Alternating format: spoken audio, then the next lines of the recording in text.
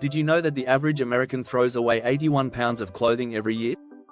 Or that 8 million tons of plastic end up in the ocean annually, most of it from single-use items? It's shocking, right? But what's even more surprising is that these numbers are just the tip of the iceberg when it comes to the environmental damage caused by our buying habits. Consumerism is everywhere. It pushes us to buy more, consume more, and ultimately waste more. But here's the truth, our endless desire for stuff is not only harming the planet, it's also affecting our happiness and health. In this video, we'll dive into the real cost of consumerism and explore simple, practical ways you can break free from the cycle.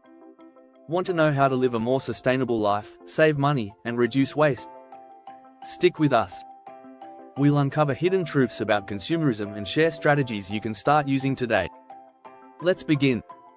Chapter 1. The illusion of more. Why we keep buying what we don't need. We all know the feeling, the excitement of purchasing something new. It feels like a reward, right? But have you ever stopped to wonder why we crave more stuff? Research shows that the average American spends nearly $1,500 each year on impulse buys. That's money that often gets spent on things we don't really need, but society makes us believe we do. The truth is, consumerism is built on a clever illusion. We're told that buying things will bring happiness or solve our problems. But it's all temporary. According to author and researcher Tim Kasser, consumerism fuels a cycle where material goods are mistaken for true well-being, leaving us constantly searching for more. One powerful strategy to escape this trap is to shift our mindset from "I want" to "I have enough." Start by making a list of what truly matters to you, and you'll soon realize that your needs are far simpler than the marketing world leads us to believe. In fact, studies show that people who prioritize experiences over possessions tend to be happier in the long run. And here's the kicker, our happiness actually grows when we let go of the desire for endless material goods. The next time you're tempted by the latest gadget, ask yourself if it will add real value to your life, or if it's just another quick fix for a deeper longing. Chapter 2. Clutter or clarity. The hidden cost of overconsumption. Have you ever noticed how clutter can overwhelm your mind? It's not just a space issue, it affects your mental well-being too. According to research from UCLA, the average American home has over 300,000 items in it. That's a lot of stuff to manage, and it often comes with hidden costs, both financially and emotionally. Each item we accumulate adds another layer of stress, and studies have shown that clutter can increase cortisol levels, the hormone responsible for stress. To combat this, consider embracing minimalism. It doesn't mean living without anything, but rather focusing on the essentials. By reducing your possessions, you free up space and energy for what truly matters. A simple trick is to spend 10 minutes each day decluttering one area of your home. This can be as simple as clearing your kitchen counters or cleaning out your closet. Over time, these small steps add up to a more organized and peaceful living space. But there's another benefit to reducing clutter: sustainability. When we buy less, we use fewer resources and contribute less to waste. Did you know that the average person throws away around 81 pounds of clothing each year? Imagine the impact if we all reduced our consumption and focused on quality over quantity. You don't need to have a perfectly minimalist home to make a difference, but reducing the clutter in your life is one step closer to living sustainably.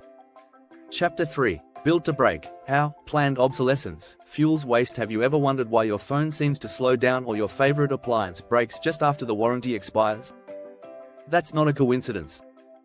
It's likely the result of planned obsolescence, where products are intentionally designed to have a limited lifespan.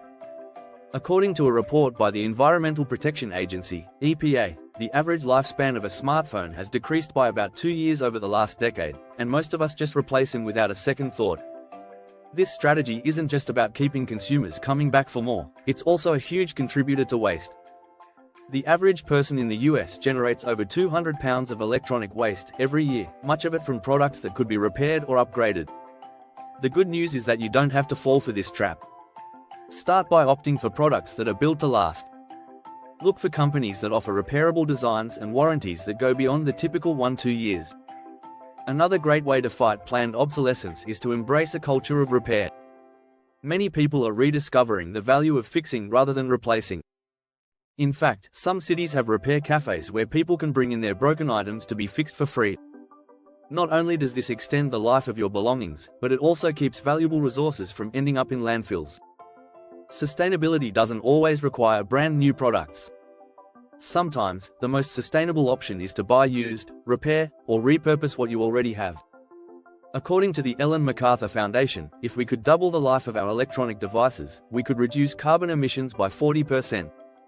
Small changes, like opting for higher quality items or choosing repairable goods, can make a big impact on reducing waste and extending the life cycle of products. Chapter 4: The Greenwashing Trap. Don't fall for false sustainability. We've all seen those products with labels claiming to be eco-friendly or sustainable, but how do we know if they really are?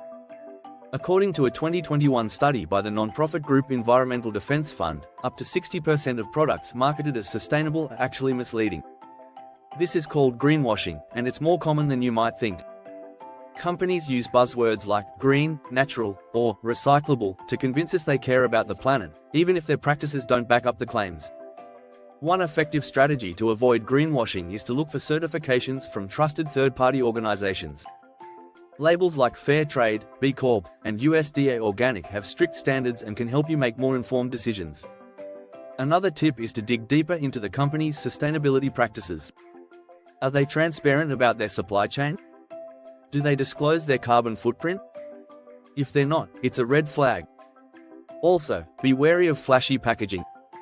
Studies show that 80% of plastic packaging used by brands is not recyclable. Instead of being fooled by the green logo on the box, check if the packaging is truly eco-friendly. For example, you might prefer reusable glass containers or cardboard that is 100% recyclable over products with plastic wraps that end up in landfills. It's also important to remember that sustainability isn't just about buying green products. It's about reducing overall consumption. As author and environmental advocate B. Johnson says, zero waste is not about buying all the right things, but rather about refusing to buy things we don't need. Focus on reusing and reducing before buying new, no matter how green the product appears. Chapter 5: The True Power of Sharing. Why owning less could change everything. One of the easiest ways to break free from consumerism is by shifting from ownership to sharing. In the past decade, the sharing economy has grown significantly, with platforms like Airbnb and Uber leading the way. But beyond these giants, smaller-scale sharing can have a huge impact on sustainability. For example, many communities now have tools and equipment libraries where you can borrow items like drills or lawnmowers instead of buying them. Statistics show that the average lawnmower sits unused for 23 hours a week. That's a lot of wasted resources for an item that only gets used a few times a year. By sharing, you not only save money but also cut down on unnecessary production and waste. According to the Sharing Economy Association, sharing one item instead of buying it can reduce its environmental impact by up to 75%. Another benefit of sharing is the sense of community it builds. In fact, studies show that people who share more goods are generally happier and feel more connected to others. So, rather than purchasing a new camping tent or power tool, see if you can borrow one from a neighbor or a community group. You'll reduce your consumption while building stronger social ties. And don't forget about digital sharing.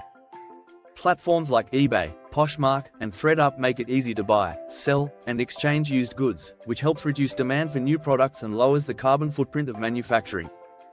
One person's unused item could be another person's treasure, saving resources while supporting a circular economy. Chapter 6: Reclaiming Your Power. From consumer to conscious creator, you don't need to be an expert to take control of your consumption habits. One of the most powerful shifts you can make is to stop being a passive consumer and start being a conscious creator. This doesn't mean you have to start a business or craft everything from scratch. It simply means being intentional about what you buy and how you use it. Start by learning the basics of DIY projects. It's amazing what you can do with a little creativity and resourcefulness. For example, consider growing your own herbs or vegetables at home. Even if you don't have a backyard, you can grow plants in pots on a balcony or windowsill. According to the National Gardening Association, 35% of US households grow food at home, and doing so can significantly cut down on your food-related carbon footprint. Another strategy is upcycling. Instead of discarding old furniture or clothing, look for ways to transform it into something new.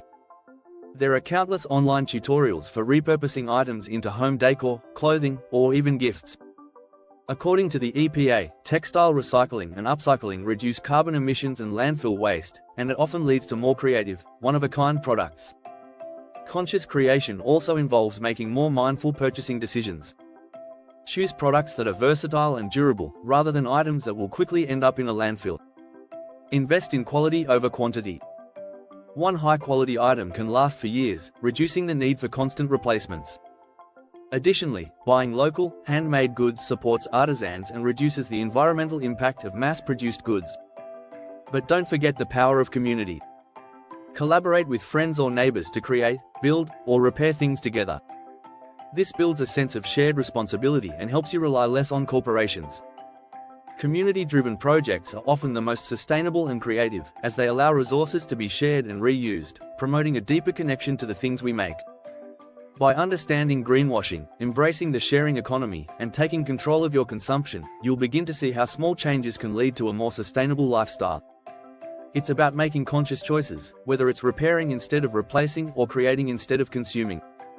Every action, no matter how small, contributes to a more sustainable future for you and the planet. Don't forget to subscribe for more tips on living sustainably and making a positive impact on the environment.